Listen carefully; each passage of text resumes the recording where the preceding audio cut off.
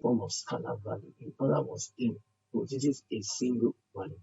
For instance, if I want to calculate, I'm interested to know now this particular business, orders are made for this particular business, order are made for this particular business, 1, 2, 3, 4 quantities.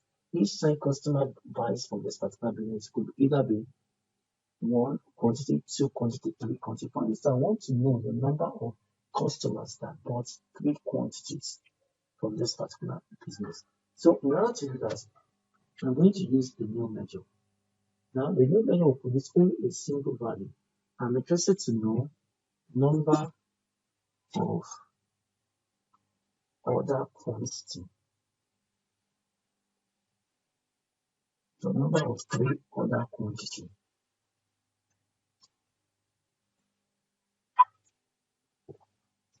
Maybe I type the equals to sign. The only way I type equals to sign is appearing here. The only way I type the equals to sign, I use the calculate function. Now the calculate function has an argument. The first argument of the calculate function is an expression, while the second argument is a filter function, which is optional. That means you can use it, you can put the argument or you can leave it just the way it is. Now the first argument is expression, and the expression could either be a measure or could be a function. Now I'm interested to know the order quantity, that is 3, that is being purchased, the number of customers that bought 3 quantities from this particular business. So what I'm going to do is I'm going to use count since I'm interested in the number of customers. Then the column. Now the order quantity, the quantity ordered by each customer is located in the sales table. Order quantity. So I'll first of all write the table name followed by the column name. Then I type a bracket close. Then the second argument is a comma, then the filter function. I told you this particular argument is optional. If I don't put this argument, I put a bracket close and press enter. But when I do that, Power BI is going to calculate the total number of customers that bought goods from this particular business. Now you can see the total number of customers. Let me change that to card. Now the total number of customers that bought goods from this particular business, there are 120,000 customers that bought goods from this particular business. But this is not what I'm interested in. I'm interested to know the customers that bought only 3 quantity from this particular business. Okay. Now I'm going to use a filter function. I'm going to use a sales order quantity equals to 3. Since I'm only interested in those customers that bought 3 and I hit the enter button. No one I hit the enter button, Power BI is 15. So you can see that now. Now, but if in order to use the calculate function, the calculate table function, you can see the calculate function produces only a single value. To use the calculate function, let me copy that and press the Ctrl C on my keyboard. Now when I copy that to press the Ctrl C, okay, let me align that and let me copy that. And copy that. Now I want to use the calculate table function. If I want to use the calculate table function, I'll go to the mode, I click on modeling menu, I click on new table. I can, if I make use of this new menu, let me paste. Now, number of 3 order quantity, let me put 1 here to differentiate with the first one. Now, I'm going to use the calculate table function so you can see the difference between the two. Now, you can see the calculate table function, the first argument is a table.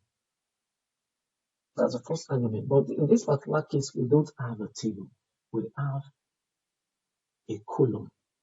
So let me hit an enter button. You can see Power BI giving me an error for that. Now you can see Power BI giving me an error, and on the line I'm giving me an error. Why?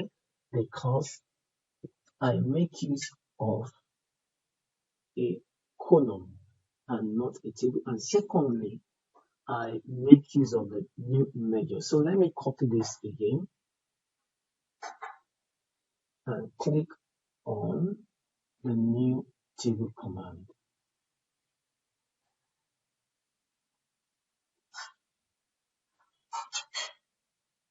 Now, remember the calculate table function gives us a table value. So I have to specify a table value here. The table I'm interested in is the sales table. So now the sales table and hit on enter. Well, when I hit on enter, Power BI is going to perform that calculation. Now this is the table. So let's go to our data view. You can see the table. And you can see Power BI giving me quantity, customers that bought only 3 quantity. So because I can see it approximately 10,052, just what we got there. So the difference between the calculate function is that the calculate function gives a single value which is known as scalar value, while the calculate table function gives a table value as we've seen in this particular case. Also, if I want to calculate, for instance, if I'm interested to know the sales of a particular color of the product of this particular company. For instance, let me know the total sales for red color, because the goods of this particular business or this particular company come in varieties of colors, and I'm interested to know that for red color, the total sales for red color. Now I can use the calculate function of Power BI. I click on new measure, and I'm going to write red products. Okay, I'm interested to know the sales for red product equals to. Now, the sales for red product, I use a calculate function. It has 2 arguments. The first is an expression which I told you could either be a measure or could be a function.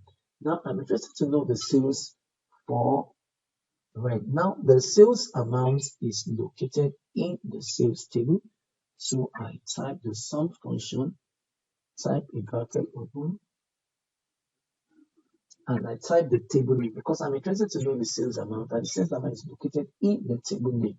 It's located in the table sales. I'll type the table name first, then followed by just column I'm interested in. In this particular scenario, I'm interested in the sales amount. So I click on the sales amount, type a bracket close,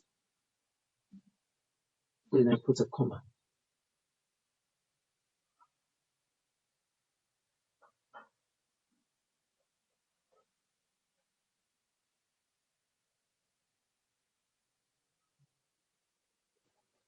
Then I put a comma. When I put a comma, the next is the column. Now the column is located in another table known as the product table. So I type the product table and the column followed by the column I'm interested in. I'm interested in the column. So I type that and it's equal to red. This time I'm going to put inverted comma before I type the word red, because it's a letter. The first scenario we used was a number. I don't need to put the quotation sign before and after the number because it was number. In this particular case, it's a red letter, so it's a letter. I have to use the quotation sign before and after it and type a bracket close. Now when I type a bracket, you can see Power BI highlighting this and highlighting this.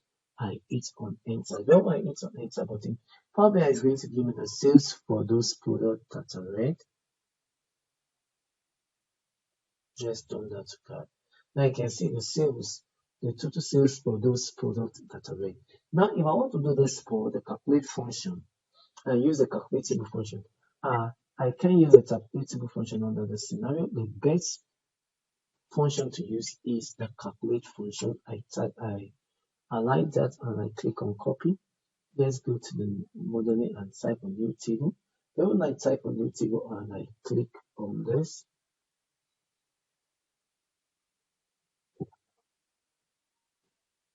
now you can see Power BI is giving me a table name. Then when I click on enter, Power BI is going to give me an error.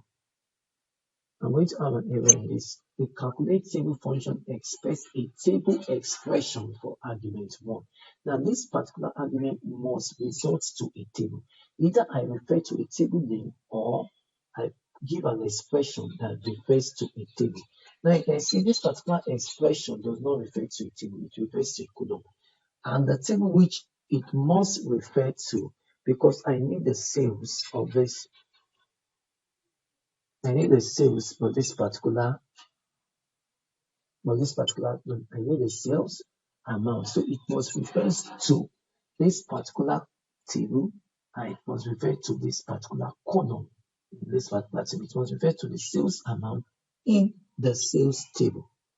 So I must use a function that refers to the sales amount in the sales table before I'll be able to use this particular word. Now, so we can see the previous scenario you can use when to use the calculate table function and the calculate function in Power BI.